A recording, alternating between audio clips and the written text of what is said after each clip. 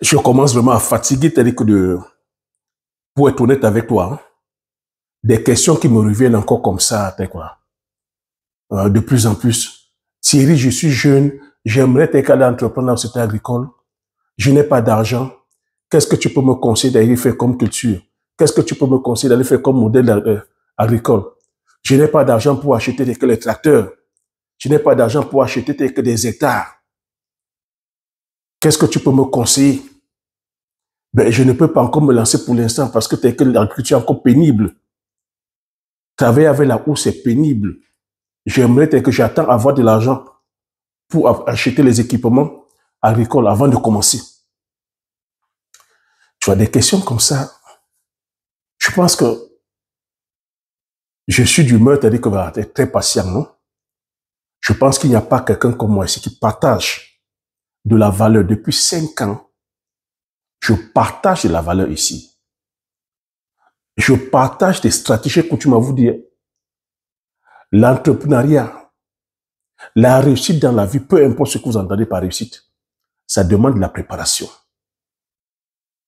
C'est 80% mental et 5% de mécanique. Donc, si vous n'êtes pas assez préparé, si vous ne faites pas vos classes, vous irez tel que vous brûlez les ailes. J'ai coutume aussi à vous dire ici que l'agriculture, c'est le secteur le plus rentable. Mais quand on parle d'agriculture, l'agriculture englobe plusieurs contingences. Plusieurs contingences. Ce n'est pas uniquement le fait d'aller semer ou d'aller planter. Mais avant d'aller semer ou d'aller planter, il te faut en amont faire beaucoup de recherches. Il te faut en amont t'assurer que tu as coché plusieurs cases. C'est cet exercice que je vais encore là. Prendre sur moi, de partager avec vous. Parce que moi, je ne suis pas allé entreprendre comme monsieur et madame tout le monde.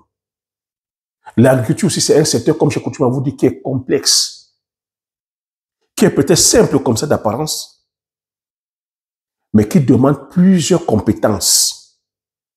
Et c'est même des fois, c'est-à-dire que plus complexe que vos corps de métier que vous faites.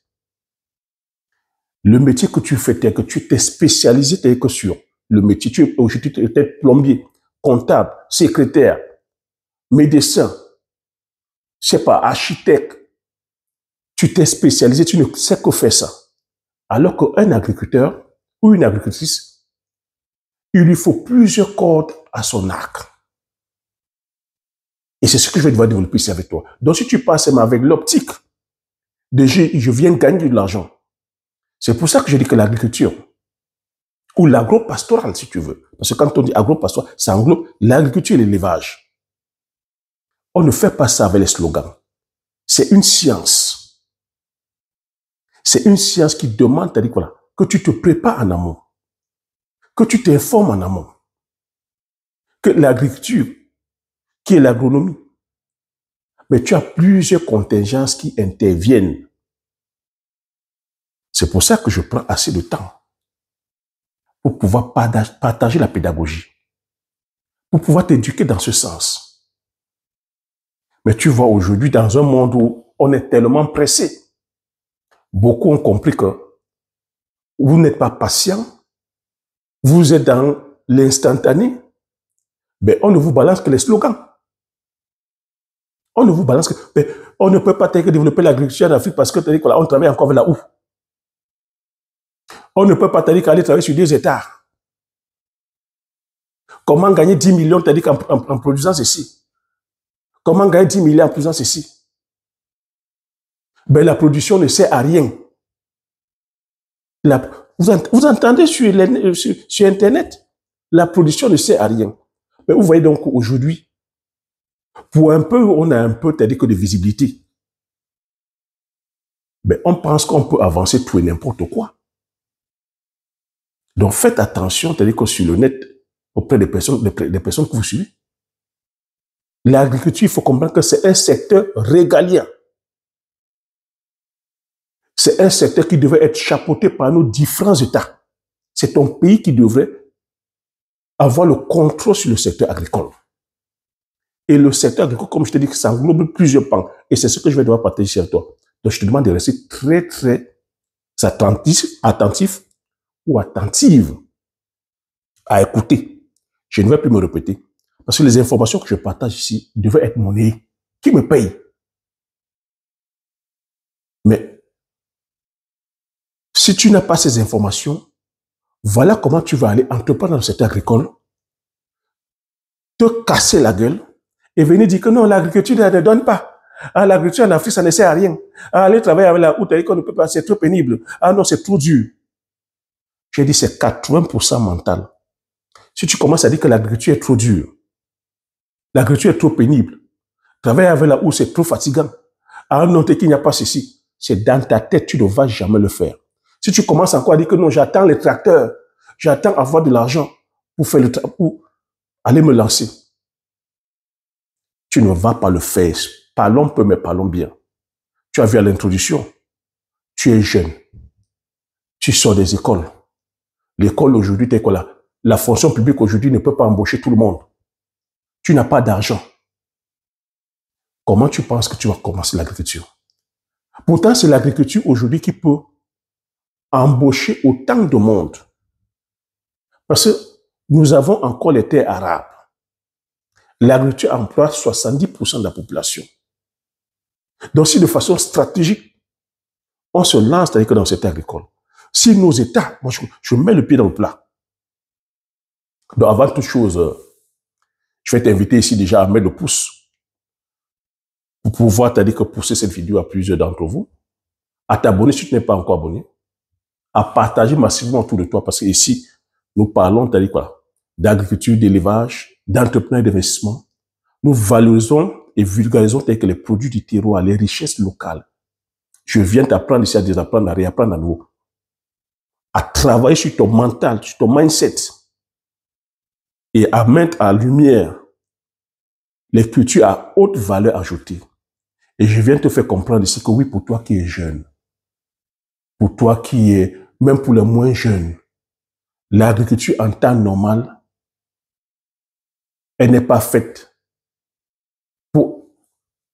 elle n'est pas faite à la base pour les riches en fait. Mais l'agriculture moderne aujourd'hui, c'est ce que je vais t'expliquer. L'agriculture dite moderne, elle n'est pas faite pour les pauvres. Ça, je viens te le dire, je vais être clair avec toi. L'agriculture telle que c'est pratiqué en Occident, puisque plusieurs d'entre vous, ou plusieurs d'entre nous, nous avons le regard plutôt vers l'Occident. Des grosses superficies, de la mécanisation, c'est pas fait pour les pauvres. Et avec un mental comme ça, avec une philosophie pareille, en Afrique, nous ne sommes pas prêts. Tu n'es pas prêt à faire l'agriculture dite intensive, mécanisée, avec le pétrole, avec de l'engrais, avec les produits chimiques, avec de l'eau. Donc cette agriculture qu'on dit industrielle, chez nous en Afrique, c'est dans l'ordre du fantasme. Crois-moi, ce n'est pas te manquer de respect en te disant ça. Mais c'est plutôt te préserver, Nicolas. Du choc, de la ruine. C'est te préserver. Te préserver mentalement, émotionnellement, physiquement et même financièrement. Parce que si tu vas avec l'optique que tu vas aller faire l'agriculture, comme ici en Occident, je sais déjà comment tu vas finir. Je sais comment tu vas finir. Ruiné, en train de parler tout seul. Comme quoi, ah non, l'Afrique, ça ne va pas. En Afrique, ça ne va pas. L'agriculture, ça ne donne pas. On a dit que la terre ne manque pas, mais la terre, ça manque. L'agriculture ne donne pas. Ça ne sert à rien d'aller investir en Afrique. Au pays, en Afrique, là-bas, c'est tous des voleurs, c'est tout le gouvernement, ceci. Je sais comment ça va finir. Tu vas commencer à parler seul. Parce que tu n'as pas pris les choses en amont, en fait. Je dis que le secteur agricole que tu vois, c'est le secteur qui brasse des centaines de milliers, de milliards de dollars. Donc, c'est un business, si tu ne comprends pas comment ça fonctionne, c'est toi qui es en train de travailler pour les autres, en fait. J'ai coutume à te dire ça. Donc, ne pense pas que lorsque tu vas aller faire l'agriculture, Ce qui revient la plupart du temps, ah, l'agriculture est pénible. Oui, je te concède ça que c'est pénible.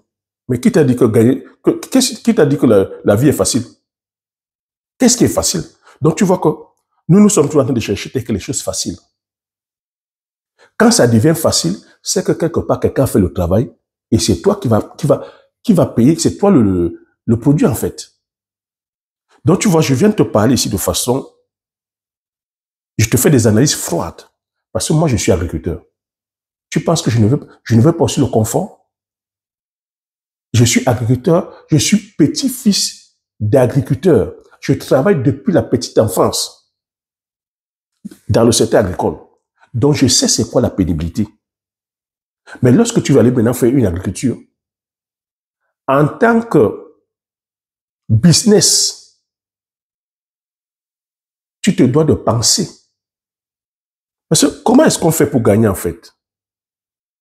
Je ne sais pas si vous avez fait du commerce un peu. Hein. Lorsque tu fais le commerce, c'est quoi ton objectif? C'est de gagner. Et comment tu fais pour gagner?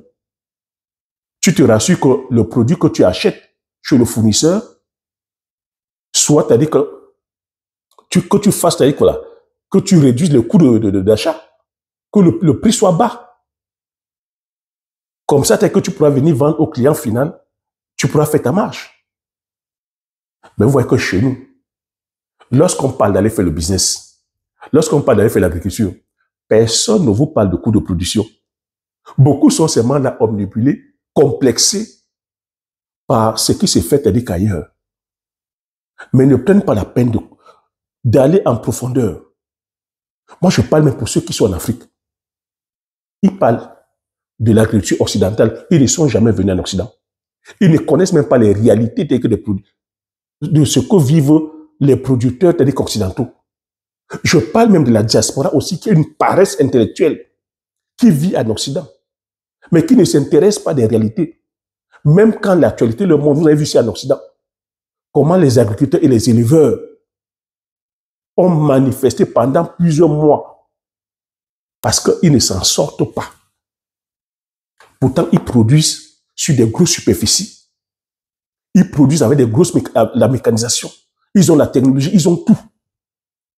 Mais ils ne s'en sortent pas. Mais vous ne vous posez pas la question. Vous pensez que ces agriculteurs-là, il n'y a que le confort qui les intéresse. Ils sont pourtant sur les tracteurs. Ils produisent sur les grosses superficies, mais ils ne gagnent rien. Pourtant, ils sont subventionnés. Pourtant, l'État les accompagne. Même jusque-là, ils ne s'en sortent pas. Et vous allez aller demander à moi, agriculteur au pays, dont l'État ne me subventionne pas, l'État ne m'accompagne pas. Les banques n'accompagnent même pas parce que c'est risqué. On n'a pas les infrastructures qui sont là. On n'est pas autonome sur le plan énergétique. L'eau, le pétrole, le gaz. On n'a pas. On n'est pas autonome. Les marchés ne sont pas structurés. Et tu demandes à quelqu'un d'aller faire des investissements, d'aller acheter des tracteurs. Nous ne fabriquons même pas ces outillages-là. Ce n'est pas fabriqué chez nous. Tu dois encore acheter ça à l'extérieur. C'est les coûts de production qui ne font qu'augmenter. La douane va te taxer. Et lorsque tu vas aller maintenant produire sur ces grandes superficies, tu vas utiliser le pétrole. Le pétrole sur lequel nous n'avons pas le contrôle. Il va falloir que tu construis les bâtiments. Tu peux commencer avec une dette de plus de 400, 500 millions. Après, à qui est-ce que tu vas vendre le produit? Parce qu'il faut aussi comprendre que derrière, les consommateurs, qu'il n'y a pas le pouvoir d'achat. Parce que le travail, il n'y a pas de travail. Une fois tu as produit ta tomate, tu as produit ton piment, tu as produit tes pommes de terre, tu as produit, je sais pas moi, tu as produit le maïs, le soja, puisque c'est dans les grosses superficies. Tu vas vendre à qui? À quel prix? Et sauf que là, derrière, ce n'est pas toi qui fixes le prix. Ce n'est pas toi qui fixes le prix. Le prix est fixé ici en Occident, par les marchés. Voilà là où le bas blesse en fait. Je veux dire que l'agriculture, n'allez pas faire l'agriculture de façon olé-olé. L'agriculture, comme tout business, comme toute réussite, ça demande donc de la préparation. C'est pour ça que quand je prends le temps ici de passer les enseignements, moi, je ne vais pas entreprendre par rapport aux émotions. Je ne vais pas acheter un tracteur pour acheter un tracteur. Mais je demande à ceux qui demandent d'acheter les tracteurs de nous montrer les tracteurs qu'eux ont achetés. Mais je vous fais aussi comprendre qu'attention, nous sommes dans un monde où la personne qui vend la mécanisation, pour vous qui voulez aller faire l'agriculture en Afrique, la personne qui va venir te dire, achète, il faut acheter le tracteur, il faut acheter ceci. Vous verrez que c'est les personnes qui vendent les outillages. Mais c'est leur philosophie. Hein? Mais moi, en tant qu'agriculteur, est-ce qu'aller acheter un tracteur, parce que tu as dit que je veux peut-être le confort, peut-être parce que en travaillant, en se disant que je vais peut-être travailler sur 30, 40 hectares, je vais produire plus. Vous pensez vraiment que parce qu'on est sur un tracteur, on est rentable? Et l'erreur que beaucoup vont commettre, vont aller acheter, tu vas aller acheter un tracteur alors que tu es sur 30 hectares, tu es sur 40 hectares, tu es sur 50 hectares. Même sur 50 hectares avec un tracteur, tu n'es pas rentable. Tu dois commencer à être sur 100, 200, 300, 400, 500 hectares pour avoir un tracteur. Pour que le tracteur commence à être rentable. Donc à 30 hectares, tu n'es pas rentable. Et même les cultures que nous produisons, on va produire le macabo, le taro, l'igname, la banane plantain. Ton tracteur ne va que te servir à sacler, à faire, c'est-à-dire que les buts terminés, après tu vas ranger. Une culture comme le manioc, une fois que tu as saclé, tu as fait les buts. Dès que les tiges commencent à monter, dis-moi comment tu vas utiliser un tracteur. Ton tracteur sera garé pendant, c'est-à-dire que 8 mois ou 12 mois. Mais tu te rends compte un peu, tu vas acheter un tracteur à 100 millions qui ne va que te servir à défricher, à faire, c'est-à-dire que les buts, à planter ton manioc, et après ça va se garer. 8 mois. C'est la même chose pour le maïs. Tu vas faire ton maïs, ton soja, le haricot, sur 30 hectares, 40 hectares. Dis-moi comment est-ce que tu rentabilises ton tracteur. Une fois que tu as semé, ton tracteur va rester garé 3 mois. Ce n'est pas rentable. Et maintenant, quand tu vas vouloir vendre ce haricot-là sur 40 hectares, ou ce maïs sur 40 hectares, comment tu calcules ton coût de production? Voilà, voilà là où je vous interpelle. Hein. N'écoutez pas ceux qui veulent. Non, il faut la mécanisation. Oui, je suis pour. Je suis pour. Mais tant que l'État n'a pas pris à bras le corps le secteur agricole en disant que c'est l'État qui vient, c'est l'État qui doit prendre les choses en main. Aujourd'hui, une agriculture industrielle, intensive, mécanisée, on ne peut pas faire. Du moins, vu les conditions telles que dans lesquelles nous sommes aujourd'hui de précarité, nous ne pouvons pas.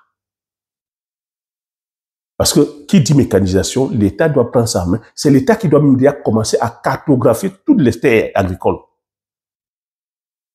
L'État, c'est que pour que la mécanisation fonctionne, il faut dessoucher tous les arbres, il faut abattre tous les arbres.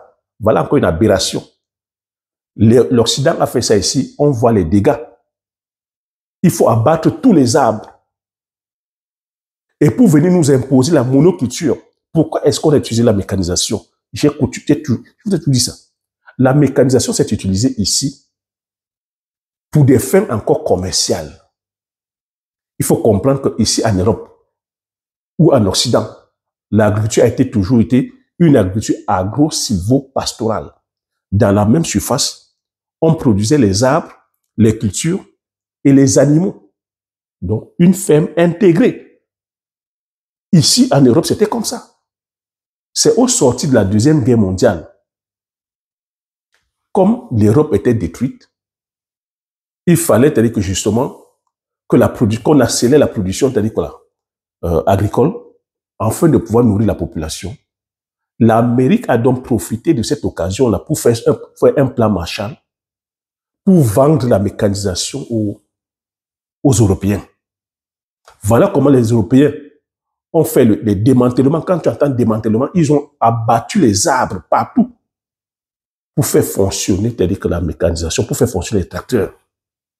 Mais sauf que ce système-là, c'est un système qui est coûteux. Parce qu'avant, les Européens, les agriculteurs, eux, ils travaillaient encore avec le petit outillage. Ils travaillaient avec les chevaux. Et ça produisait. Parce que c'était une agriculture encore familiale. On travaillait sur des petites superficies de 3, de 10, de 20 hectares, de 30 hectares. De 30 hectares. Et ça nourrissait la France. Partout en Europe, c'est comme ça qu'on travaillait. Mais au sortir de la Deuxième Guerre mondiale, tu vois, je t'ai dit qu'on fonctionne ici par système. Il faut que tu me comprennes. Moi, je ne fais pas le business comme un bleu ici. Et peut-être mes propos, je suis encore à un autre niveau. Parce que tu ne peux pas vouloir venir investir 400 millions, 500 millions, 1 milliard. Tu commences à penser comme un enfant de la maternelle. Tu commences à être émotif. Le business, l'analyse doit être froide. Tu dois inclure la géopolitique, la géoéconomie, la géostratégie. Tu dois impliquer la stratégie. Tu vois donc, les Américains ont usé de géostratégie, de géoéconomie et même de géostratégie pour pouvoir fourguer leur production de mécanisation aux Européens. Voilà comment on a embarqué, c'est-à-dire que les agriculteurs européens dans la mécanisation. Et dans cette même foulée-là, il y a les grandes compagnies sémencières ont commencé à breveter les semences. Je vous ai dit comment que les semences ont commencé à être brevetées. C'est dans les années 1930. Ça a commencé en Amérique, où l'Amérique a donné libre... l'Amérique a autorisé la recherche sur l'amélioration des semences. Et dans les années 1950, voilà comment les compagnies, les grands laboratoires chimiques, quand tu entends Bayer, tu entends les Monsanto, tu entends les Syngenta, c'est des laboratoires chimiques en fait. Ils sont eux qui produisaient même tous ces poudres de guerre lors des premières et deuxième guerres mondiales. Voilà comment ils ont flairé le ben. Ils se sont retrouvés aussi à produire les semences. Aujourd'hui, quand tu entends Monsanto, Bayer, Syngenta, les Limagré, ils ont le monopole sur toutes les semences, au moins 80% des semences mondiales. Donc, quand ils font donc ces semences-là, ils viennent imposer ça aux agriculteurs. Les agriculteurs européens occidentaux ici avaient les semences paysannes, reconductibles. Donc, tu vois que quand un grand laboratoire sort une semence, le seul laboratoire brevette ces semences-là. Et quand il sort le brevet, tu ne peux plus, et c'est des semences qui ne sont pas reconductibles. C'est des semences que tu plantes une fois. Ce n'est pas reconductible. Tu ne peux pas ressemer la prochaine fois. Donc, tu vois que tu deviens maintenant dépendant de cette compagnie-là. Quand on sort la semence, on sort aussi les produits phytosanitaires, fongicides, nématicides, raticides, les herbicides. Tu vois que voilà un combo, voilà comment on maintient donc l'agriculteur dans un système de dépendance. Alors qu'avant, il amendait son sol avec les bousses de vache, les lisiers de porc, les fientes de poule, les crottes de lapin. Il fonctionnait comme ça, c'est-à-dire que de façon naturelle, sans perturber son sol. Il agressait moins son sol. Maintenant, avec le tracteur, qu'est-ce que l'agriculteur fait? Il est sur son tracteur et doit labourer maintenant les grosses superficies. Parce que l'Union européenne, au sortir donc de la Deuxième Guerre mondiale, a mis des... Tu vois, c'est-à-dire que certains avantages, en fait, en garantissant que la production des agriculteurs ou des éleveurs. Donc, tu vois, lorsque tu vas produire et que l'Union européenne dit j'achète tout, les gens étaient galvanisés. Ils prenaient des surfaces. Voilà comment ils se sont retrouvés en train de produire sur 40, 50, 100, 200, 300, 500 hectares. Parce que l'Union européenne garantissait. Mais l'Union européenne, au bout de 10 ans, a vu que cette politique avait ses limites. Parce que l'Union européenne, tout ce que l'Union européenne achetait, ça restait stocké. Tu vois, le lait, le beurre, ça restait stocké. Il y avait des invendus. L'Union européenne a donc refusé, a donc supprimé la politique qui permettait de garantir la production des producteurs. Maintenant, l'Union européenne a opté plutôt à subventionner par rapport à la superficie. Comprends-moi très bien. Toi qui es là dans le fantasme des surfaces, que non, on voit en Europe, ils sont sur 500 hectares. On voit en Europe, ils sont sur 1000 hectares. Comment nous, on peut produire que sur 10 hectares? Est-ce qu'on va nourrir? Non, il y a une politique. On a entraîné, voilà comment on a entraîné des gens vers la dérive, en fait, de superficie. Donc, quand on commence à dire maintenant qu'il faut aller produire, il faut acheter les superficies, plus tu as les surfaces, plus l'Union européenne te subventionne. Voilà la dérive que ça a créé. Les gens sont allés prendre plus de surface pour pouvoir bénéficier de la subvention. Donc, quand tu prends donc plus de surface, ça t'impose aussi de mécaniser plus. Parce que si tu es sur 200, 300, 400 hectares, 500, tu dois t'équiper. Et t'équiper ici, c'est que tu vois, c'était 3 tracteurs, une moissonneuse batteuse, des fois même 2 moissonneuses batteuses. Parce que dépendamment, tu vois, de ce que tu vas produire. Il y en a qui peuvent produire le maïs, le soja, qui vont peut-être produire après derrière la betterave. Donc, tu vois, tu dois investir dans l'outillage. Ce qui fait que pour qu'un agriculteur commence, il commence par avec un minimum d'1 million d'euros. Pas moins d'1 million d'euros. Ça bénéficie à qui? Ça bénéficie au système bancaire. Donc, l'agriculteur va aller s'endetter à plus de 30 ans. Voilà les réalités qui sont ici. Nous qui sommes en Occident, on voit ça. Toi qui es en Afrique, tu ne connais pas ça. Tu vois seulement, t'as dit qu'à la télé, l'agriculteur sur son tracteur. Oh, c'est magnifique. Hein? Ah, il est sur le tracteur. Ah, le champ est tout bien propre. Toi, avec ce complexe-là, tu n'as pas que cette information. Mais tu ne sais pas la souffrance que l'agriculteur vit. Cet agriculteur ne s'en sort pas. Tu vois? Et voilà comment on les a amenés dans ce système-là, qui a même fait en sorte que dans les années 1950, 70, beaucoup d'agriculteurs sont morts parce que les produits chimiques qu'ils pompaient, ils n'avaient pas de recul dessus. Beaucoup d'agriculteurs ne savaient même pas déchiffrer les molécules qu'il y avait sur le bidon. Ils pompaient sans protection. Beaucoup sont morts de cancer. Beaucoup. C'est avec beaucoup de batailles juridiques que certaines molécules de certains produits chimiques ont été retirées. Et au fil du temps, les agriculteurs se sont rendus compte que c'est un système qui ne les bénéficie pas en fait. Parce qu'on a parlé au départ qu'il fallait aller produire pour nourrir la population. Mais sauf qu'on se rend compte aujourd'hui que ici en Occident, ils sont plutôt sur la surproductivité. Ils produisent jusqu'à ce qu'ils mettent à la poubelle. Ici, là, c'est-à-dire que les grands enseignes ne choisissent que les fruits de qualité, les fruits qui ont la belle forme, qui ont une bonne couleur. Le reste, on met à la poubelle. Et que l'agriculteur n'a pas le contrôle dessus. Parce que tu vois, ceux qui ont le contrôle maintenant, qui gagnent, c'est quoi? C'est ceux qui produisent la mécanisation, ceux qui produisent les produits chimiques, ceux qui produisent les semences. Et maintenant, derrière, tu as les grands groupes agro-industriels. Ils n'achètent pas les produits là, au prix normal. Parce qu'eux sont les intermédiaires. Les grands groupes ici, c'est quoi? Tu as tout ce qui est Carrefour, Auchan, Leclerc, tous ces, les ED, tous ces enseignes. Eux, ils sont organisés. Ils ont des centrales d'achat. Ils achètent donc à moindre coût tout ce qui est maïs, soja, tel que tournesol, colza aux producteurs.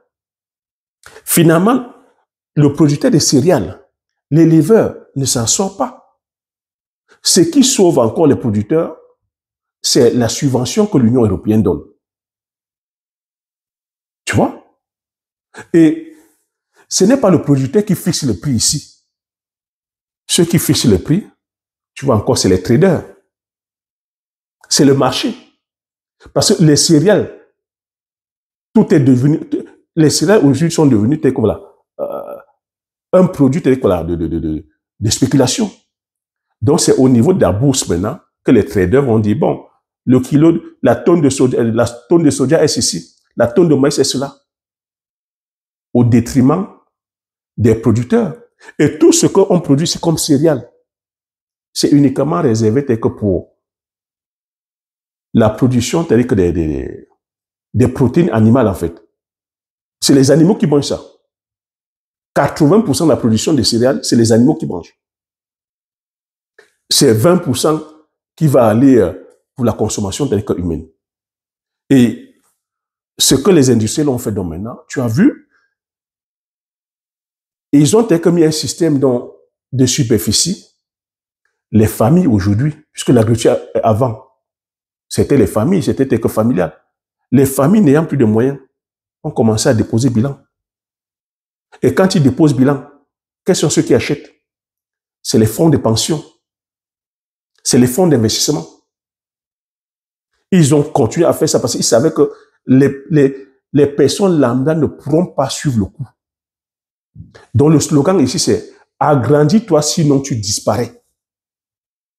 Voilà comment plusieurs familles d'agriculteurs sont en train de disparaître. Les familles sont tellement endettées aujourd'hui que les enfants ne veulent même plus reprendre la succession.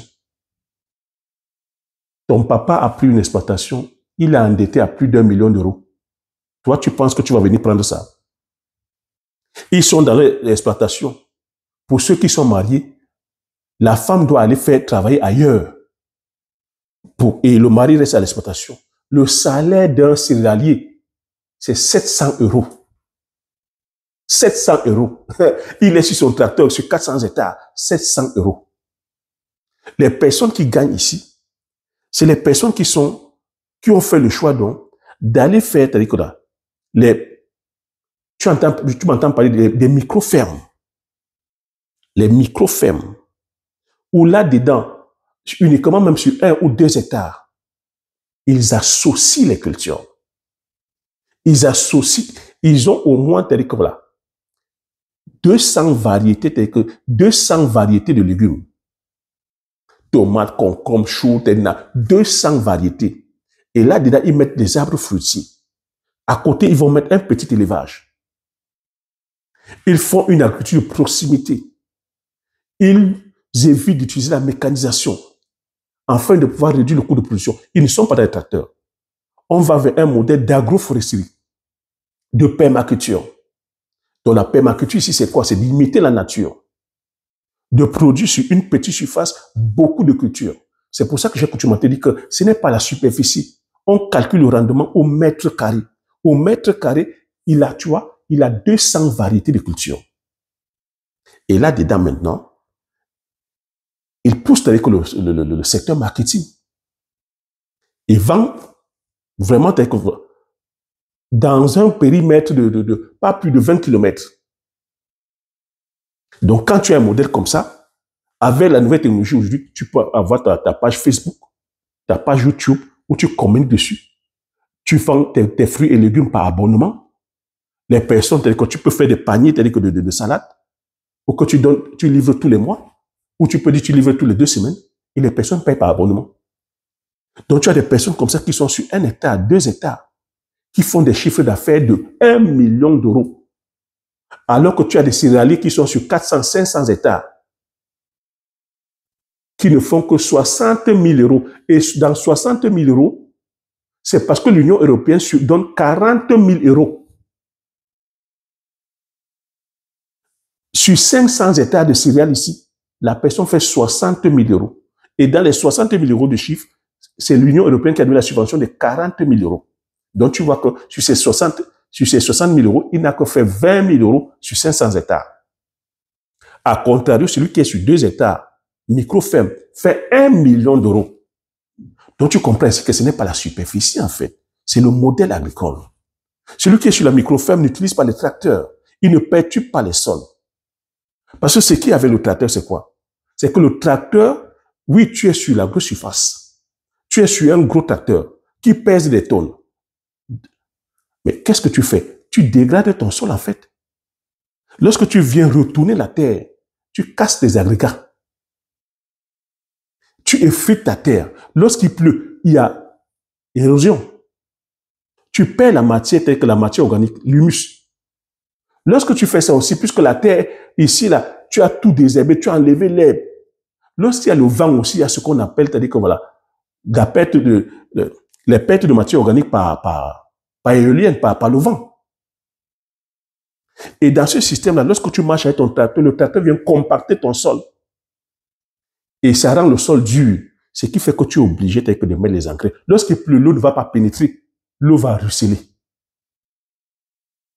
Tu seras donc dépendant d'un système d'irrigation. Et le coût d'un système d'irrigation ici, c'est énorme. Imagine si tu as 400 hectares. Tu sais c'est quoi irriguer 400 hectares? C'est pour ça qu'il dit que nous sommes les plaisantins. Nous sommes les plaisantins. Ceux qui vous disent que oui, on doit aller faire l'agriculture industrielle, on doit acheter la mécanisation. Ils ont les intérêts. Ils vous vendent peut-être le matériel agricole. Mais toi qui vas acheter ça, ton intérêt est que ce n'est pas le confort. Ton intérêt, c'est la rentabilité. Et même ce matériel agricole qu'on achète aujourd'hui en Chine, vous voulez que je vous dise des choses? Moi, quand je te parle, je suis agriculteur. Et je parle ici au nom des agriculteurs. Les machines chinoises qu'on achète, les machines que tu vas acheter, ou même les tracteurs que tu vas acheter en Europe, ce n'est pas adapté à notre environnement. Ce n'est pas adapté à notre relief. Pour nous qui sommes en Afrique centrale, qui sommes dans les zones forestières, dis-moi comment tu peux...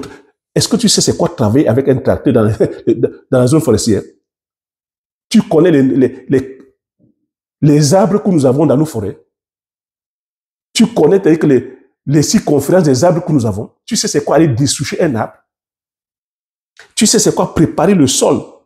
Tu vas aller faire les céréales. Il te faut commencer avec 100, 200, 300 hectares. Tu es en zone forestière. Tu sais c'est quoi aller déblayer 200 hectares, dessoucher les arbres?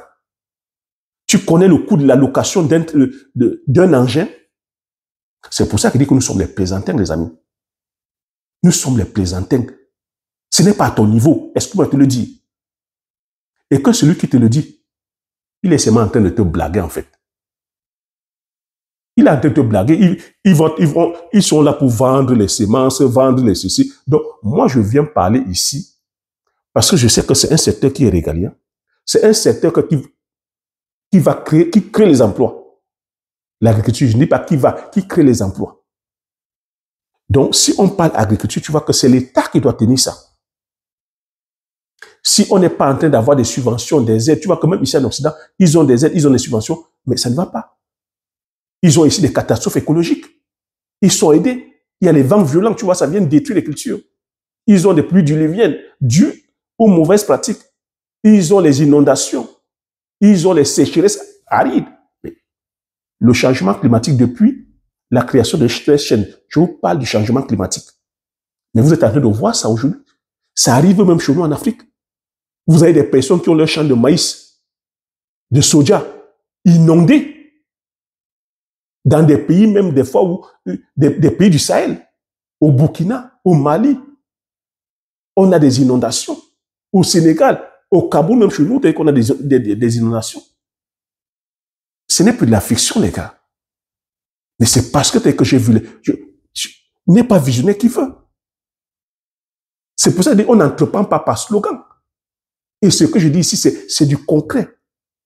Si vous voulez donc, ce que je dis, allez vous renseigner. Pour vous qui êtes ici en Occident, soyez curieux. Faites vos classes. Renseignez-vous auprès des agriculteurs. Renseignez-vous auprès des producteurs. Pour vous qui êtes en Afrique, soyez aussi curieux. Soyez curieux. Je ne vous vends rien ici. Je n'ai rien à gagner en disant que non, on ne peut pas aujourd'hui, pour l'instant, se permettre de dire qu'on va aller produire avec le tracteur. On n'a pas les moyens de notre politique. Toi qui es là, qui attends le tracteur depuis 5 ans, et le jeune qui a pris son courage d'aller travailler sur 4 hectares ou 5 hectares de manioc, ou 5 hectares de macabo, ou 10 hectares d'igname, de patates, de pommes de terre, d'arachides. Entre toi qui est resté là, qui est là depuis 10 ans, a dit j'attends quand j'aurai le tracteur. Et celui qui a pris son courage et allait faire 10 hectares de manioc, 10 hectares de macabo, ou de taro, de patates, ou de bananes plantains.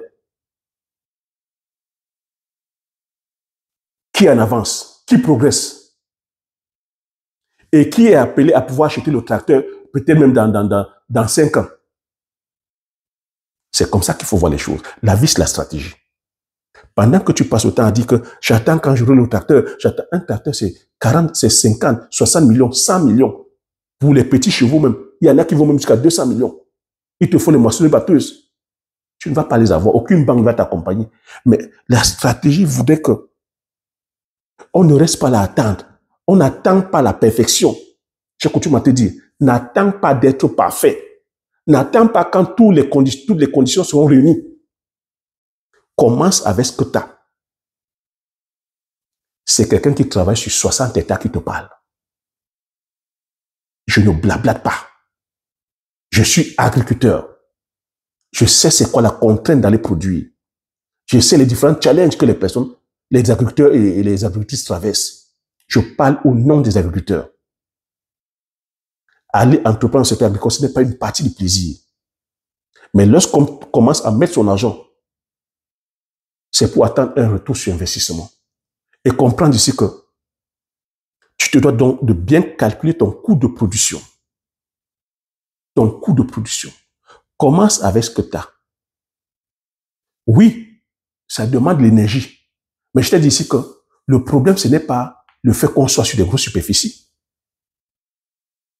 Ou est-ce que tu prends en compte, lorsqu'on nous demande d'aller produire sur 500 hectares, sur 1000 hectares, sur 2000 hectares, vous allez prendre les 2000 hectares là où? Comment tu vas faire pour acheter 2000 hectares? Est-ce que vous connaissez même que les tensions qui sont sur le foncier? Moi, dans mon village, mon département qui est le Mungu, qui est la mamelle nourricière du Cameroun, tu vas prendre 1000 hectares où? Mais nous sommes on blague ou quoi? Tu vas prendre 1000 hectares où? Et si on donne à une seule personne 1000 hectares, est-ce que tu vois les tensions sur le plan foncier? 1000 hectares, ça veut dire que c'est les riverains, c'est les autochtones de cette région-là qu'on viendra déplacer. Nous sommes, c'est-à-dire qu'aujourd'hui, on dit en Afrique, en 2050, on s'attend à près d'1,5 milliard ou 2 milliards. Ces 2 milliards-là, on va les mettre où? Si chacun va prendre 1000 hectares, c'est des villages qui vont disparaître. Au jour où je te parle, il y a des villages qui sont en train de disparaître. Parce qu'il y a des multinationales occidentales qui viennent prendre les 70 000 hectares, les 100 000 hectares, au détriment des autochtones du village. Voilà comment est-ce qu'on perd des traditions, on perd nos traditions, on perd nos cultures, on se déracine et on va aller s'entasser dans les centres-villes qui vont créer encore des pressions sociales qui vont peser encore sur l'économie. Alors qu'au village, ces personnes-là avaient leur terre, pouvaient produire le macabo, le taro, l'igname, le palmier à huile, la banane plantain, le sorgho, le mil. Les personnes étaient autonomes. Parce qu'il faut comprendre qu'au village, on ne meurt pas de faim. La famine, c'est dans les centres-villes. Parce que les personnes vont dans les centres-villes. On ne produit rien en centre-ville. Les vivres viennent plutôt de l'arrière-pays. Et en centre-ville, comme il n'y a pas le travail, ils sont entassés comme des rats dans les maisons. Mais ils font quoi? Ils sont oisifs à longueur de journée. Il faut bien manger. Mais pour manger maintenant, avec l'inflation, avec le coût de la vie cher, les denrées sont chères. Et pourquoi les denrées sont chères maintenant? Oh là là. Tu vois qu'un agriculteur aussi, tu dois maîtriser l'économie. Les denrées sont chères parce qu'il y a l'inflation. Pourquoi l'inflation? Parce que les coûts des matières premières sont chers. La semence est devenue très chère. La semence, ce n'est pas nous qui produisons les semences. Et lorsque tu vas prendre les semences hybrides, il y a ce truc-là que, même aujourd'hui, avec les tensions telles que géopolitique, géoéconomique, les rapports de force, on peut à tout moment dire on ne vous ravitaille plus les semences. On met la pression sur le plan alimentaire comme ça, vous ne produisez plus. Enfin, de mettre la pression pour avoir ce qu'eux veulent. On peut vous dire, on vous met l'embargo sur la mécanisation. On vous met l'embargo, c'est-à-dire que sur les engrais. Mais on a vu ça. Donc, ce qui rend cher aujourd'hui, c'est le pétrole. On n'est pas autonome sur le coût du pétrole. C'est l'électricité. C'est le gaz. Moi, je t'en parle parce que je suis en plein dedans. Aujourd'hui, lorsque tu es que voilà, on est au champ, pour pouvoir amener la voiture pour transporter les récoltes, le coût du transport est cher parce qu'on te dit, ah, par rapport à la crise Ukraine-Russie, le pétrole a monté cher. Tu dois payer. Même la main-d'œuvre, quand tu payes, la main-d'œuvre est montée. On paye par tête pour les personnes qui font les tâches journalières 5 000 francs. Encore, ça a commencé avec 1 500. C'est monté comme un jeu à 2 000. C'est monté à 3 000. Aujourd'hui, on paye 5 000 francs.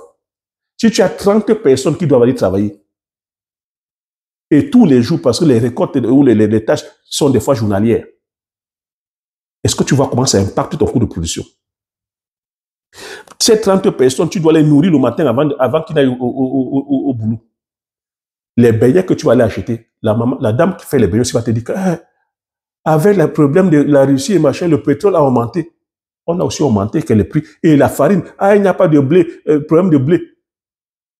Les beignets haricots aussi ont augmenté. Tu dois nourrir 30 personnes. Tu dois intégrer ça dans ton coût de production. Sans compter le coût d'installation. Ce que je dis pour l'agriculture, ça vaut pour l'élevage. Donc aujourd'hui, quand on parle d'élevage moderne, ce n'est pas à ton niveau, excuse-moi de te le dire. Tu n'as pas à partir de 50 000, tu n'as pas à partir de 40, 50 millions, 60 millions pour commencer même un truc moyen. Ne parle pas. Et c'est uniquement même pour la construction, l'installation. Je ne te parle pas des frais de fonctionnement.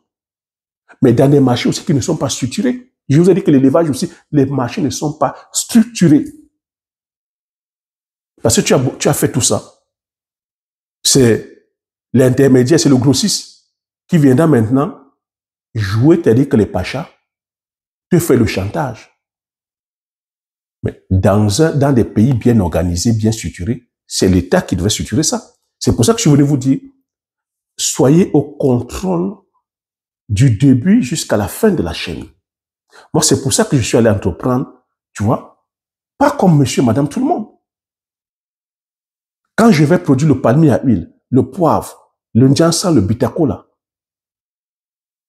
et que j'intègre dans les cultures vivrières, c'est parce que j'ai une vision, c'est-à-dire que sur le long terme, je sais que le poivre qui est là, tu vois, le poivre qui est là, c'est une culture c'est une culture qui ne se périme pas. Lorsque tu es sur les cultures vivrières, ou même lorsque tu es au niveau de l'élevage, c'est tendu. Lorsque tu vas aller produire la tomate, les concombres, les légumes, la durée de vie est que c'est 3 ou 4 jours. C'est pour ça que les grossistes font le chantage, en fait. Et comme tu as dit que ceux qui sont dans l'arrière-pays sont déconnectés de la réalité en centre-ville, on les fait le chantage. Mais est-ce que c'est pour cela qu'on se doit, c'est-à-dire que d'être fier de venir arnaquer les producteurs? Est-ce que c'est pour cela qu'on se doit d'être fier de venir dire que non, la production ne sert à rien? Mais excusez-moi un peu, je me demande qu'est-ce que nous fumons même deux fois. La production ne sert à rien. Donc, aller te dire que produire, ça ne sert à rien. Donc, parce que toi, tu vas venir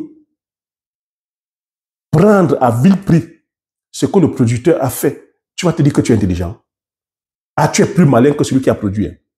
Ah, s'il ne produit non pas, tu vas vendre quoi? Mais elle est où la différence entre nous et les colons? C'est où la différence entre toi et un Libanais? C'est où la différence entre toi et un Français? C'est où la différence entre toi et les Occidentaux? Vous voyez que ils ont bien fait le travail. Ils ont bien fait le travail. Ils ont bien fait le lavage de cerveau. Donc ça veut dire que nous sommes là avec cette couleur-là, mais avec le logiciel occidental en fait.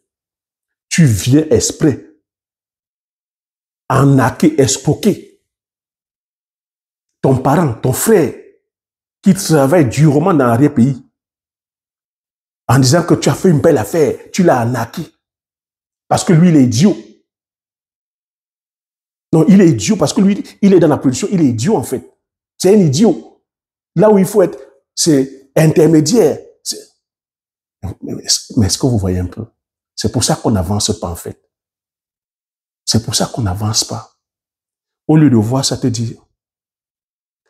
Et ça, ce qui est dommage, c'est même que, c'est pour ça qu'on dit que l'effet d'être allé à l'école, ce n'est pas synonyme d'intelligence. De voir comme ça des manquements, de dire, voilà comment tu as dit quoi, venir structurer le travail de tes parents, de tes frères et ceux qui sont dans les pays, qui travaillent durement, qui bravent tous ces efforts-là. Les intempéries, le soleil, la pluie, les saisons, des fois où ils vont s'aimer, ça ne donne pas, mais ils continuent à faire. Ils vont dire que mettre la sueur. Ils nous sortent des produits magnifiques, le macabo, le taro, l'igname, la banane plantain, le poivre, le njassa, le vitacola, l'huile de palme, afin de venir continuer à lutter contre l'insuffisance alimentaire. Au lieu que tu achètes au juste prix, ils ne te demandent pas de mettre plus, mais juste au juste prix. Donc tu viens exprès en disant que tu viens l'arnaquer parce que comme lui, il est dans l'arrière-pays, il est idiot. Il n'est pas éduqué. Non, il ne sait pas. Vous voyez, c'est pour ça qu'on n'avance pas.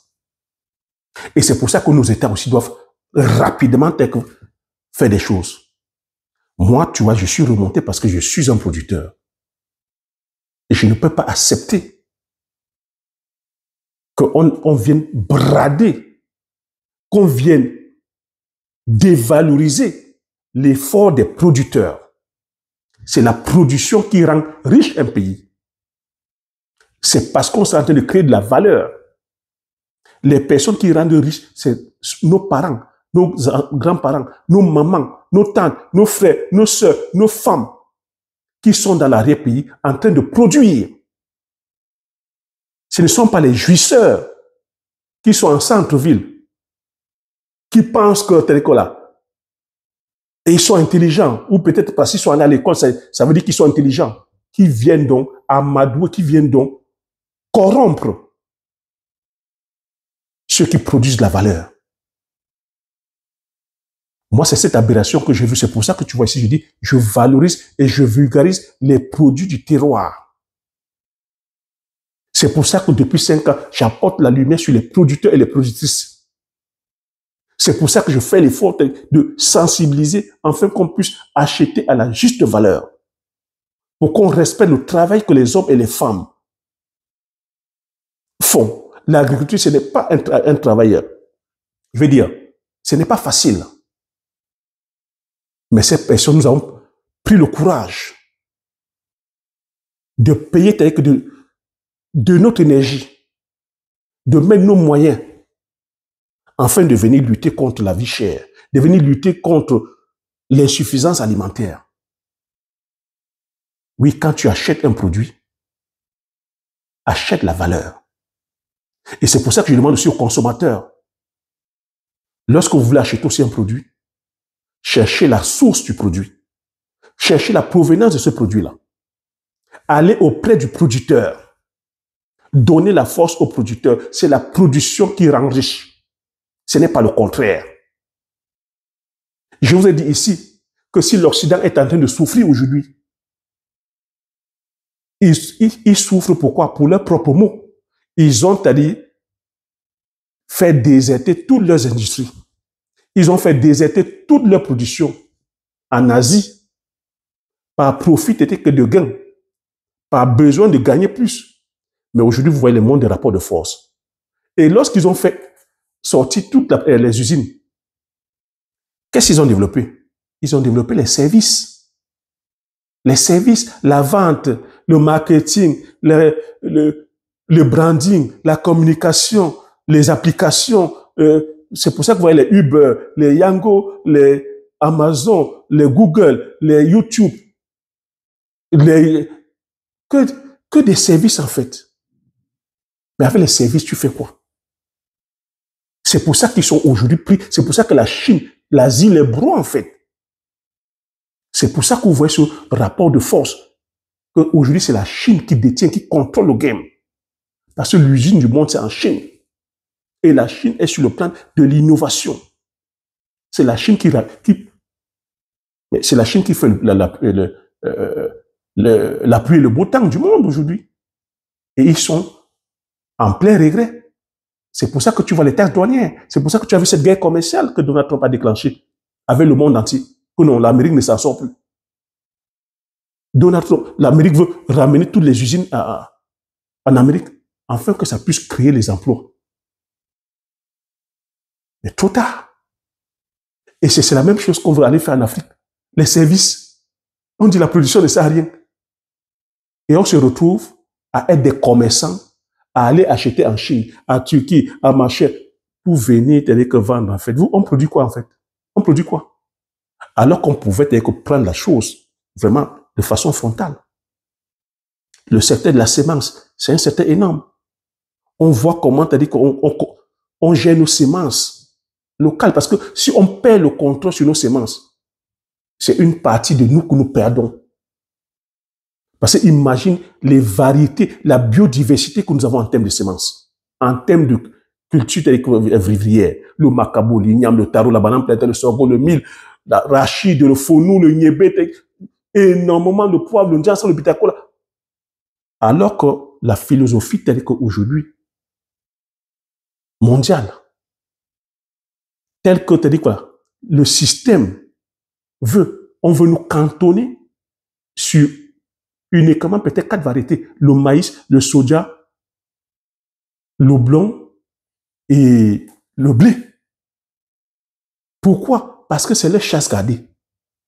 Donc, si on commence aussi maintenant à aller produire le maïs, le soja, le blé en Afrique, ça va demander qu'on ait des surfaces énormes. Qu'est-ce qui va se passer? Lorsqu'on va prendre comme ça 10 000, 20 000, 50 000 hectares, à aller produire les céréales, qu'est-ce que nous allons perdre? Nous allons perdre en termes de diversité. On ne va plus avoir le manioc, le macabo, le taro, la banane plantain, l'igname, la pomme de terre, toutes nos cultures là. Le niébé, le fonou, le sorgho, le mil, le ndolé, le folon, le bowolo, le keyang, imagine les variétés, imagine tout ce que nous avons. On va se retrouver en train de faire uniquement la monoculture. Et ça va bénéficier à qui? Ça va bénéficier à ceux qui produisent les semences, ceux qui produisent la mécanisation, aux grands groupes agro-industriels. Les Carrefour sont déjà là, les Leclerc sont là, les Auchan sont là, les usines brassicoles sont là. On va encore nous abrutir avec l'alcool. Parce que si on commence à dire maintenant maïs, vous savez ce qui va se passer? Ce n'est pas le maïs de la consommation, c'est ça un maïs brassicole pour fabriquer l'alcool, pour fabriquer la provende. Et eux, ils vont faire quoi? Ils vont nous imposer maintenant les variétés de maïs à produire. Et les grands groupes de distribution qui sont les Carrefour, les Leclerc, les Auchan, eux, ils sont capables dans cette fois-ci d'acheter des superficies énormes. Dans nos pays, là où les choses ne sont même pas, où nos États ne connaissent même pas ces enjeux. Une grande enseigne peut venir acheter comme ça 20 000 hectares. L'autre va acheter 10 000 et 100 000 hectares. L'autre va acheter 50 000 hectares. Et là-dessus, ils vont imposer de produire uniquement le maïs, uniquement produire le blé. Et cette enseigne brassicole va dire, produisez telle variété de maïs pour la production de mon usine. Voilà, et va augmenter, si le kilo du maïs était à 200 francs, va augmenter le prix à 250. Tout le monde va se verser dans la production de maïs. Et si tout le monde va faire le maïs, ce n'est pas un maïs de consommation humaine, c'est un maïs pour fabriquer tel que l'alcool. Si on va produire sur 500 000 ou sur 800 000 hectares, uniquement le maïs, c'est 800 000 hectares où il n'y aura pas le macabo, le taro, le l'igname, la banane plantain. Voilà comment est-ce qu'on crée. Voilà comment est-ce qu'on crée la famine dans des pays, en fait. Je ne sais pas si je parle encore, je ne sais pas si nous sommes tous des visionnaires. Hein. Voilà comment est-ce qu'on crée la famine et voilà comment est-ce qu'on crée la dépendance. Lorsque tu dis qu'on va commencer à affamer la population, oui, tu vas boire tes bières, tu auras tes 3, tes 4, tes 10 bières, mais tu vas manger quoi? C'est toi qui vas encore te lever la tête, tu vas dire que mais ce pays, ça ne va pas. Hein? On n'arrive même pas à manger. Le kilo de maïs maintenant pour la consommation humaine va passer à 800 francs. Tu vas dire, mais ce n'est pas possible. Mais c'est quoi ce pays-ci là? Un kilo de maïs à 800 francs? Non, c'est du jamais vu. Ah non, ce président-là doit partir. Ce n'est pas possible. 1 kilo à 800 francs, le président doit partir. Ce pays, ça ne va pas. Voilà comment les gens se mettent en route. Voilà comment la révolte commence. Ça va être le maïs. Le pain, on va te dire que le pain passe maintenant à 500 francs un pain. Un pain à 500 francs, non, ça ne va pas. Et pendant ce temps-ci, le pouvoir d'achat ne monte pas. Les salaires ne montent pas. Il n'y a pas de travail. Voilà comment, de façon stratégique, on met le pays à terre. Et pendant ce temps, eux, ils vont donc faire venir les sacs de riz, les sacs de blé, les sacs de ceci. C'est leur business qui vont commencer à tourner. Je parle au qui ici, là? Je parle au qui ici, là? Est-ce que vous êtes prêts vraiment à prendre de cette valeur? Et c'est des valeurs que je ne vais même pas partager comme ça. C'est des valeurs que je devrais vendre ça. Je devrais parler à des personnes qui sont préparées mentalement, psychologiquement, émotionnellement, financièrement. Parce que oui, ça demande la préparation. Eux, ils se sont préparés. Moi, je ne me plains pas, ils ont leur système. Moi, j'ai compris ce système. C'est pour ça que je viens faire autrement. Oui, tu peux commencer. Commence avec ce que tu as là maintenant. Comprends que ce n'est pas la superficie. Nous produisons même assez. Mais le problème chez nous, c'est que c'est les infrastructures qui manquent. Parce que moi, je suis agriculteur. Je vois ce que nous perdons au champ. On a énormément de produits, de pertes post-récolte. Dû aux intempéries, dû des fois qu'on manque de logistique. Tu as des gens qui ont des plantations à plus de 30 km. Pour arriver au champ, c'est la croix et la bannière. Il faut traverser les zones marécageuses, il faut traverser les cours d'eau. On n'arrive pas. Il y en a qui vont faire des plantations. Il faut des plantations qui sont mal desservies. Il faut traverser au moins 3 champs. Il faut traverser au moins 3 champs. Certains, les véhicules ne peuvent même pas entrer. Tu vois, ça devient compliqué. Quand c'est comme ça, tu as produit la tomate, tu as produit même les pommes de terre. Comment tu fais pour sortir tes pommes de terre? Pourtant, la production est là. Mais tes pommes de terre vont pourrir au champ. Tu peux même sortir ces pommes de terre-là, mais vu l'état des routes, pour que ça arrive au marché, c'est compliqué. Ton camion peut même des fois, c'est-à-dire que s'embourber et tomber, tu perds tout. Certains vont produire à plus de 300 km pour arriver dans les grands marchés. Quand tu as la tomate, c'est des produits qui sont périssables. Je vous l'ai dit. Comme on produit par rapport à la météo, et on converge tous au même moment, tu as comme ça, que des fois, quand c'est la pluie de la tomate, énormément de tomates sur le marché. Mais tu fais comment? Les prix seront bas, mais ton coût de production n'aura pas changé. Voilà comment tu perds. Et les invendus, tu fais quoi de ça? Puisque nous ne maîtrisons pas les chaînes la chaîne de conservation. Donc c'est pour ça qu'on doit travailler, je parle de travailler sur la conservation. Donc pour commencer, pour que tu maîtrises donc ça, tu dois commencer petit en fait. Quand il dit commencer petit, mais tu dois rêver grand. Tu dois commencer petit pour pouvoir maîtriser tout ce que je te dis là. La production, le marché, la chaîne de conservation, la transformation. Mais c'est de commencer petit pour ne pas t'aider, voilà, mettre tous tes œufs dans un même panier et perdre. Et comprendre maintenant qu'on ne gagne pas parce qu'on est sur la mécanisation en fait. Mais c'est pour ça que je fais exprès de vous dire, je vous dis, aux États-Unis, tu as les 10 géants de la restauration rapide qui vont fermer à cause du coût de production. Et ici en Occident, depuis la crise ukrainienne, plusieurs usines sont en train de fermer à cause du coût de l'énergie. Ici encore, plusieurs usines sont en train de fermer. C'est des centaines de milliers de personnes comme au chômage à cause du coût de l'énergie. Nous sommes dans des pays développés. Qu'en est-il de nos pays aussi sous-développés où nous n'avons pas le contrôle sur l'énergie? Quand on va à l'entreprendre, on n'entreprend pas par émotion. Mais ce que je vous donne ici, c'est des pépites, mais énormes. Des pépites énormes. Donc pour toi qui es jeune, j'ai coutume à te dire, sois plutôt courageux. Ce que je t'ai demandé, sois courageux. Et le courage, c'est à ta portée. Aie une vision claire de ce que tu veux faire. passe à l'action. Peu importe les moyens que tu as. Je t'ai dit que c'est ce qui est dans ta tête qui va te définir. Ce ne sont pas tes poches. Mais sois courageux. Et applique les stratégies. C'est les stratégies que je viens de partager ici avec toi. Qu'on commence avec ce que tu as. Mais aie une sacrée dose de courage. Rien ne te viendra facilement. Parce que lorsque ça devient facile, hein, c'est que c'est quelqu'un qui a fait l'effort quelque part. Et tu es en train de travailler pour cette personne-là. Voilà. Et dis-moi, quand tu prends comme ça un hectare de poivrier, tu vois que ce n'est pas une superficie, un hectare de poivrier. Tu n'as pas besoin d'être sur 100, 200 hectares. C'est-à-dire qu'un hectare de poivrier, c'est plus rentable que 100 hectares de céréales. Quand tu vas au pays, quand tu vas en Occident, c'est plus rentable même que 150 hectares de céréales. C'est de connaître. C'est de connaître. Donc, un hectare, tu peux travailler sur un hectare. Et avec le poivrier, tu n'as pas besoin de mécanisation.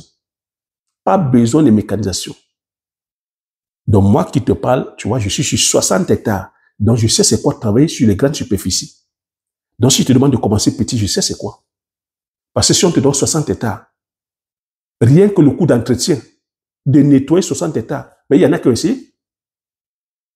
On ne va pas faire l'agriculture par rapport à la superficie. Il y en a qui vont dire, je suis sur 100 hectares, 200 hectares, mais sont incapables d'entretenir même 2 hectares. Il y en a qui prennent incapables d'entretenir parce que l'agriculture, ce n'est pas seulement s'aimer, mais c'est l'entretien. Le nettoyer, seulement nettoyer. Même un hectare, ils sont incapables de nettoyer. Tu viens trouver l'herbe est montée, l'herbe, et vous voulez le rendement, vous voulez quelque production là-dedans. Et tu vas aller prendre 100 hectares, tu sais c'est quoi nettoyer 100 hectares, et tu penses qu'en état avec ton tracteur, tu vas, oui, le tracteur va te nettoyer 100 hectares, mais le tracteur, ça fonctionne à quoi? Ça fonctionne au pétrole. Quand tu sais dans l'arrière-pays là-bas, c'est quoi l'inflation sur le pétrole aujourd'hui? Et quand tu es dans ton village, est-ce que c'est facile que tu obtiennes le pétrole? Donc, s'il faut encore aller faire 200 km pour aller en ville, aller chercher le pétrole, est-ce que tu vois tous ces coûts-là? Quand ton tracteur sera en panne, pour dépanner le tracteur, tu vas faire comment? Et si les pièces doivent venir de l'Occident? Et aujourd'hui, dans un monde de rapport de force où nous sommes là, je ne souhaite pas que ton pays soit en conflit avec un pays qui fabrique des tracteurs. On bloque. Et même aujourd'hui, la technologie est tellement mondialisée que quand ton pays est même en conflit avec un autre pays, même si ce tracteur est fabriqué ailleurs, ce pays parlera, regarder, va dire, aïe, ce boulon-ci là, c'est moi qui t'ai livré ce boulon. Ce fournisseur que tu veux donner, je suis en conflit avec lui, tu ne lui livres pas ça. Oui, monsieur. Ça s'appelle, c'est-à-dire quoi? Ils ont breveté leur technologie. Hein. Propriété intellectuelle. Celui-là, je suis en froid avec lui, il n'utilise pas. Non, tu ne vends pas ça. Si tu lui vends ça, je ne te livre plus. Les pièces. C'est de ça qu'il s'agit. Et comme nous sommes dans un monde d'intérêt, il va te dire, bon, je préfère ne pas livrer là-bas, continuer à garder mon fournisseur, je vais livrer ailleurs. De toutes les façons, le marché d'Afrique, c'est un marché qui est faible. That's it. Et nous, on pouvait penser. Moi, je le pense pourquoi? Peut-être parce que je suis à la base un technicien. On pouvait aujourd'hui aussi encourager, c'est-à-dire que la science chez nous, la technologie chez nous, développer nous-mêmes nos propres, c'est-à-dire quoi, la science, nos propres semences. Avoir la paternité de nos semences, breveter nous-mêmes nos semences, breveter nos recherches. On pouvait développer les universités technologiques, les écoles technologiques, fabriquer nous-mêmes le petit outillage. Parce qu'il faut comprendre que le matériel qu'on va prendre en Chine, ce n'est pas adapté à notre terroir. Lorsque tu travailles au champ, en zone tropicale, en zone forestière, avec les racines des arbres, les herbes, ces machines-là, à chaque fois, ça se bourre. Ça se bourre. Tu dois t'arrêter à chaque fois pour enlever et les racines et les herbes qui sont embourbées. Mais c'est fatigant à la limite. Les ouvriers n'utilisent pas ça parce que ça, c'est fatigant. Ils préfèrent avoir le machette. Va les réalités de quelqu'un qui est sur le terrain. Va les réalités. Nous voyons ça. Les machines, j'en ai acheté. Mais ça fatigue plutôt les ouvriers. Parce qu'à chaque fois, la machine va s'embourber. À chaque fois, la machine va s'embourber. À chaque fois, la machine va... Et c'est comme ça que ça s'emboucle et le moteur chauffe. Le moteur chauffe, après ça s'arrête. Pour démarrer, il faut encore prendre même peut-être 15 minutes pour démarrer. Ça fatigue ces gars. Ils mettent ça de côté. Et toi, tu as fait un investissement. Voilà comment ça reste de côté. Quand tu vas leur dire prendre la machine, ils ne veulent pas. Et toi, tu as investi. Hein. C'est des pertes. Ça reste là comme les monuments de mort. Beaucoup de tracteurs, la diaspora a ramené des tracteurs qui sont restés que dans leur ferme comme des monuments de mort. Ils regardent ça comme ça. Parce que ces tracteurs-là ont des composants électroniques qui ne sont pas adaptés à notre terroir. Ici, c'est des zones tempérées. En Occident, c'est des zones tempérées. En Afrique, c'est des zones chaudes et humides. Tu vas prendre un tracteur, boum, ça s'arrête. Parce que ce n'est pas adapté. Et notre relief, avec les montagnes, les collines et tout ça, c'est pas adapté, tu ne peux pas. Il faut planifier. Et tu sais, si tu as 200, 300 hectares pour aller engager les engins, tu vas seulement mettre les mains sur la tête. Non, ici en Occident, l'agriculture est faite par les fonds de pension, par les fonds d'investissement. C'est les grosses entreprises, c'est les multinationales qui font l'agriculture. Et ils viennent le faire parce qu'ils veulent bénéficier de la subvention. Parce que quand ils prennent 10 000, 20 000 hectares, ils ont des subventions des fois de 10 millions d'euros, de 20 millions d'euros. Mais eux, ils ne vont pas faire une agriculture nourricière. Ils vont aller faire une agriculture de profit encore. Ils vont aller produire l'éthanol, ils vont aller produire que du sucre, ils vont aller faire des produits dérivés, ils vont aller faire de l'alimentation pour animaux.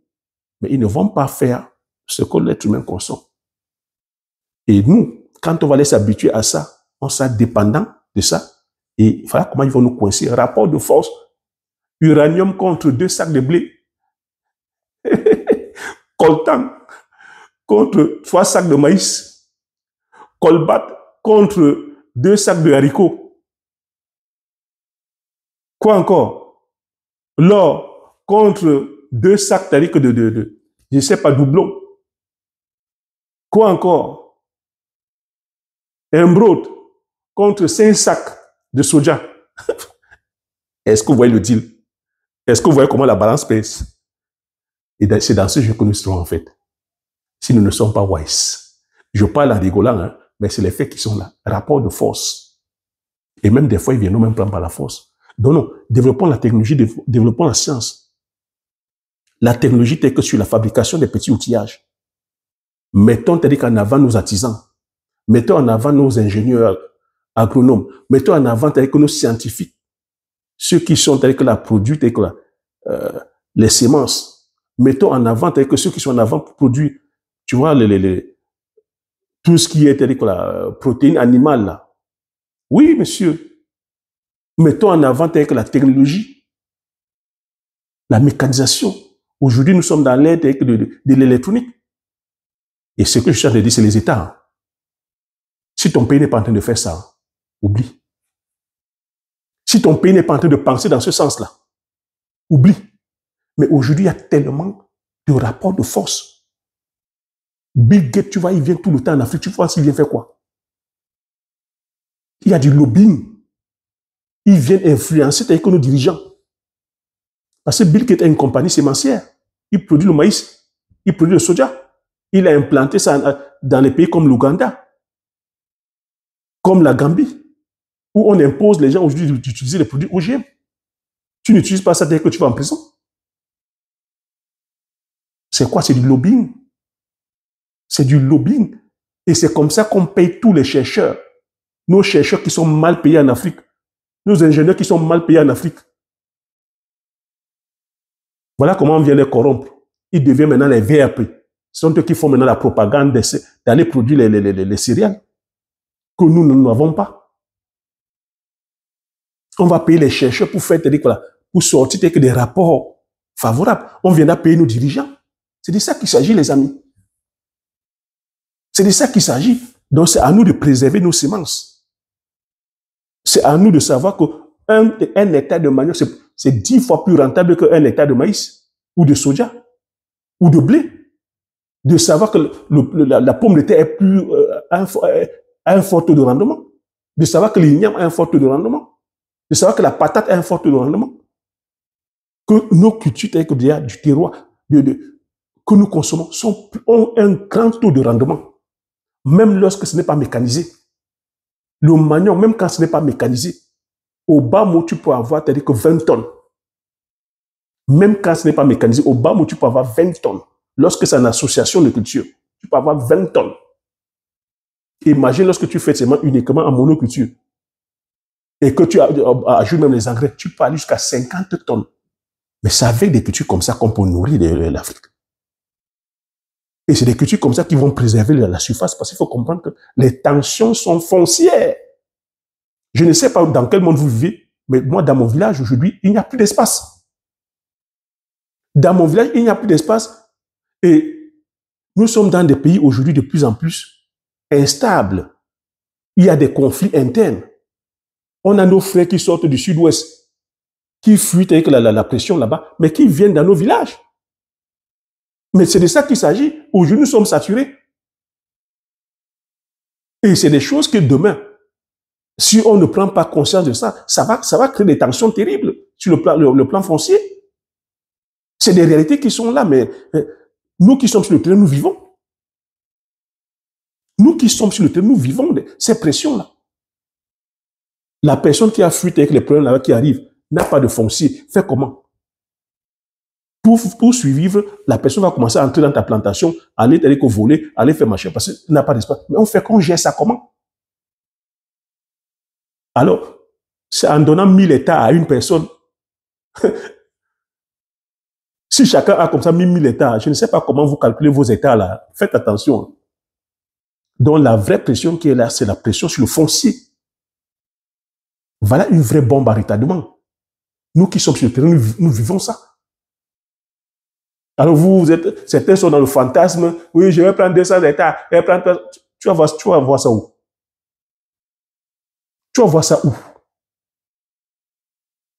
Si les Occidentaux n'ont pas dit à tout prix, qui va te donner? Tu auras les moyens où?